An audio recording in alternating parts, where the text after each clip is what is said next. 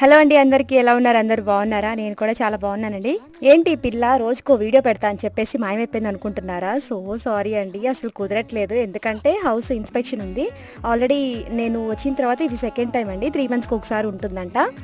ఇంకా house inspection అంటే ఇల్లు మొత్తం క్లీన్ చేయాలి. ఇల్లే కదా అనుకోకండి, ఇల్లు మొత్తం అంటే తాటు ఊడిపోద్ది.